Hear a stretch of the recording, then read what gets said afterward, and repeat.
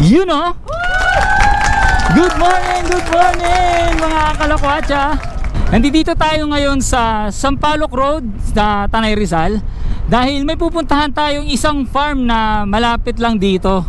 Actually wala akong idea kung anong makikita dun sa farm na yon, pero itong nasa likod ko, yan si Charlene, siya yung nagyaya sa akin kagabi na puntahan daw namin itong farm na to. Kaya ano pang hinihintay nyo? Tara, lakwatsa na!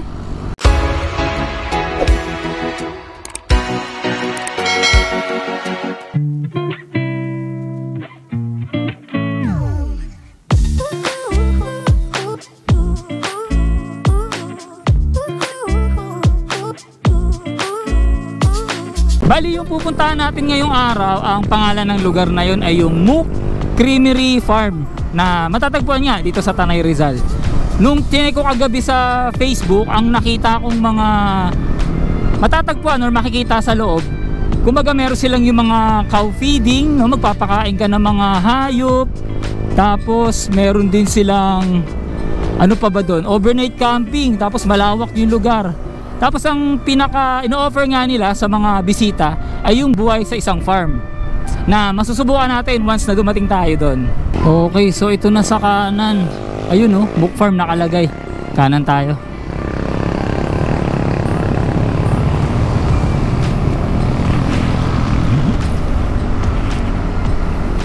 Ito na agad oh. Pag kanan.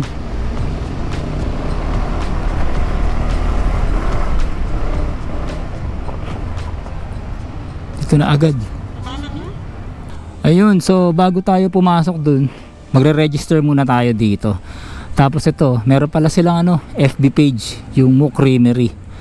Ayan, tingnan natin kung ano meron dito sa loob. Oh, meron sila ditong mga product ng farm nila. Ayan oh. Oh, yung mga sila dito, cookies. Tapos ito, chichiryo, chicharon. Okay mga items sila. Tapos ito rin yung mga dairy products na galing sa nila, sa mismong farm. Galing ay ube.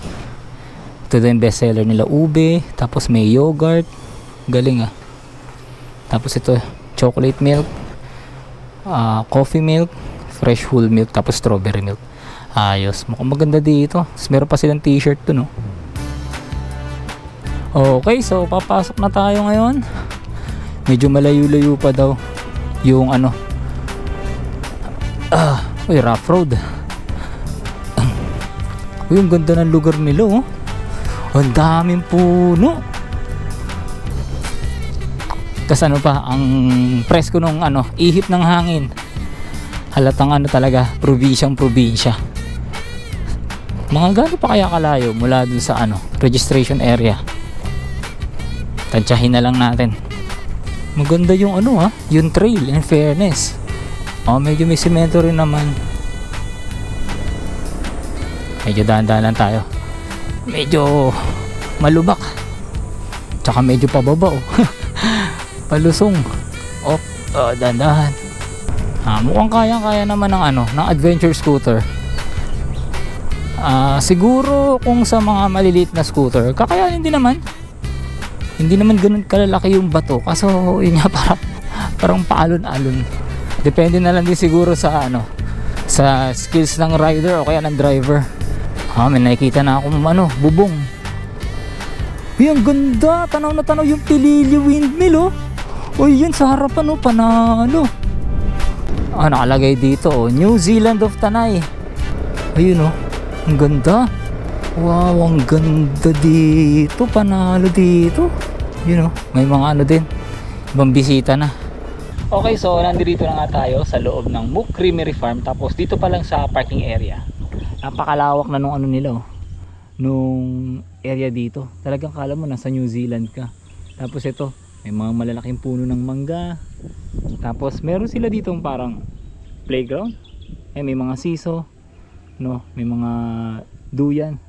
Parang gano'n. Kasi ito yung kanilang parking lot. Malawak din naman yung parking lot nila. Tapos may mga naka-ready na dito na upuan tsaka lamesa. Kung halimbawa gusto nyong mag-picnic dito tapos maghapon kayo tumambay dito, pwede. Tapos dito may libre kaming chocolate milk at saka fresh milk. Yung chocolate milk sa akin to, tapos yung fresh milk kay Charlene. Tsaka in fairness dito kahit mataas yung sikat ng araw, malamig yung simoy ng hangin. Tapos ayun, tanaw na tanaw mo dun sa harapan yung Pililya Windmill. Tapos yung mga may kubo o yung may mga bubong, sa tingin ko dyan nakalagay yung mga hayop na papakainin natin maya maya.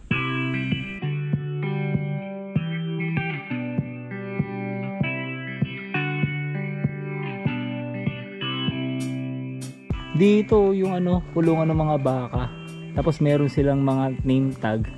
Ito si 174 si Duday.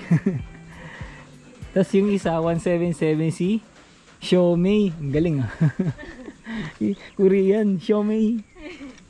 Tapos 158 sino yun? Si David. Tapos ito si Dale, 169 si Dale. Ang galing, may mga pangalan yung mga baka. Tsa, saan mo nalaman yung tungkol dito sa Mook Farm? Nakita ko lang sa Facebook. In fairness, maganda rin dito no?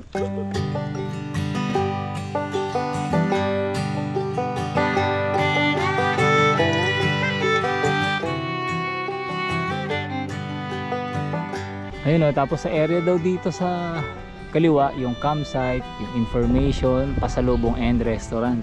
Dito naman sa right side, yung Mook Villas, information din. Tapos sa Hacienda, Salvadore and Pavilion. Ngayon check natin tong area dito. Ito daw yung mga villa dito sa loob ng farm. Uy, ang ganda ng view. Tanaw mo yung Talim Island at saka yung Laguna de Bay, Laguna Lake. Ang ganda sa lawak din nila yung lote. Ito yung isang villa, ito yung isang villa. Tapos dito sa lakas ng hangin pwede kayo magpalipad ng saranggola. May nagpapalipad. In fairness dun sa lugar, malawak siya. Tapos maraming tanim ng mga puno ng mangga. Ibang halaman din pero hindi ako masyadong familiar. Tapos yun, meron din silang campsite. Pupuntahan natin ngayon yung campsite. Ito yung campsite dito sa loob ng farm. Tapos malawak din siya na damuhan. Tapos meron ding mga lilim ng puno na pwede nyo paglagyan ng mga tent. Tapos dito, meron sila dito area na malaki para sa bonfire. Ito. Ang laki naman ito. Hindi kaya sobrang laki naman nito, apoy na magagawa nito pag dito ka naglagay. Tapos mula dito sa campsite na to, ayan, makikita nyo na rin dito sa gilid yung kulungan ng mga hayop. Ayun, banda doon. Tapos meron na rin naman sila dito CR. Ayan. Tapos sa likod niyan, dyan naman makikita yung information na counter nila or yung information booth. Yung ibang baka, ayun pinakawala na sila. Nandun sila sa ilalim ng punong mangga. Doon sila nakatambay.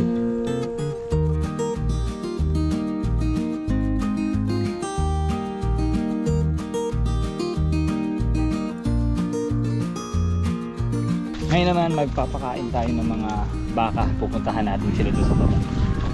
Andun na sila. What's your name? Si Nene. Sa baba mo lagi, sa baba.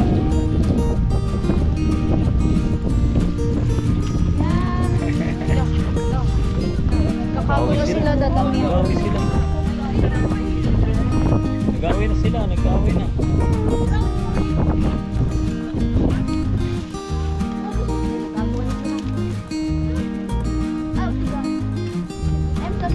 Lapit lang yan.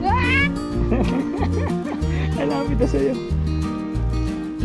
Hindi ka sabi, ayaw mo naman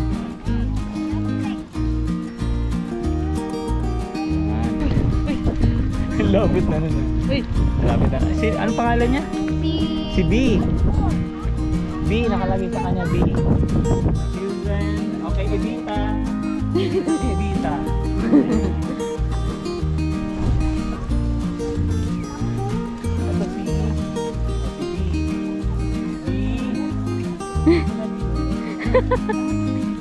So, pangalan mo. Pangalan nito.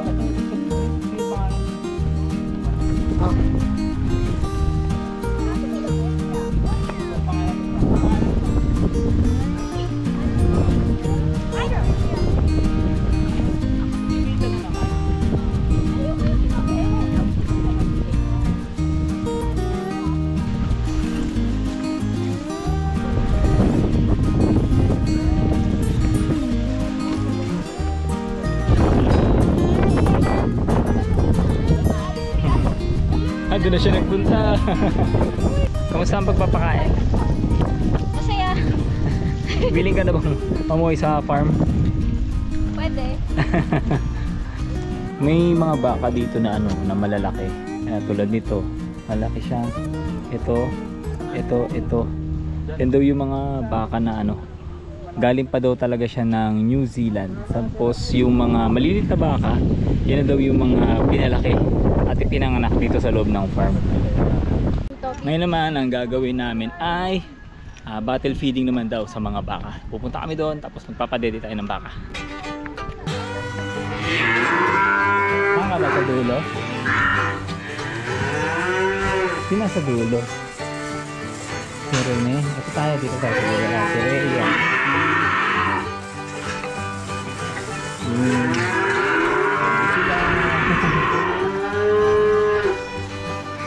Grabe, ang lakas dumede. Lakas sila dumede eh. Grabe, tumitirik na ngayon mata. Tumitirik yung mata.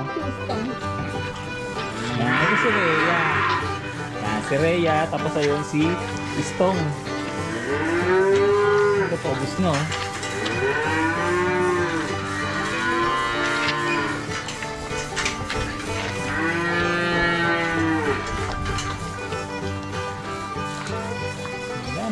Lona, tapon.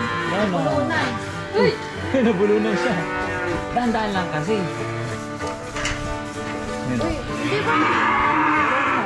Meron pa. Uy!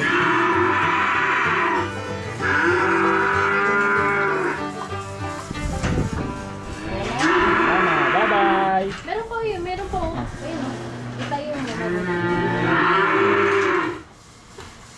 Wala na. Bye-bye. Bye-bye. Para pala sa rates and other activities patungkol dito sa Mook Creamery Farm, ilalagay ko na lang yung Facebook page nila sa description ng video natin kasi medyo hindi ko kabisado tsaka medyo marami.